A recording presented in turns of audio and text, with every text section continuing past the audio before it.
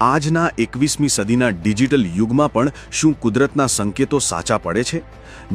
Guys, આ વિડીયોમાં તમને ખબર પડશે કે આ સિઝનમાં વરસાદ કેવો રહેશે, ઓછો વરસાદ, વધારે વરસાદ, એની ભવિષ્યવાણી આપણે ટીટોડીના ઈંડા પરથી કરીશું.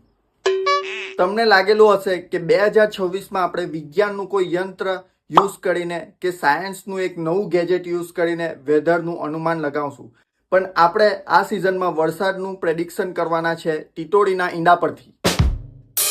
આ વાતની નોલેજ ટીટોડીને ખુદને નહીં હોય કે મારા ઈંડાના પોઝિશન પરથી આ લોકો વેધરનું અનુમાન લગાવશે, પણ આપણે જોઈશું કે અહીંયા ટીટોડીએ 4 ઈંડા મૂકેલા છે, જેમાંથી 3 ઈંડા ઊભા છે એટલે વર્ટિકલ પોઝિશનમાં છે, ને એક ઈંડું હોરિઝોન્ટલ પોઝિશનમાં છે એટલે કે આડું છે. એટલે તે હિસાબથી આપણે જોઈએ કે 3 મહિના વરસાદ ભરપૂર રહેશે ને 1 મહિનો વરસાદ ઓછો રહેશે. હવે આ ન્યૂઝ જાણ્યા બાદ મને મરઘીના ઈંડાના હારું ખરાબ લાગ્યા કરે, કેમ કે મરઘીના ઈંડાની કંઈ વેલ્યુ નહીં મળે. મરઘીના ઈંડા ગમે તેવા પોઝિશનમાં હોય, કોઈ ઓમલેટ બનાવીને ખાઈ જાય, કોઈ ભુરજી બનાવીને ખાઈ જાય, ને જીમવાળા તો બોઇલ કરીને ખાઈ જાય પોતાનું પ્રોટીન ઇન્ટેકના હારું. એની કંઈ વેલ્યુ નહીં મળે.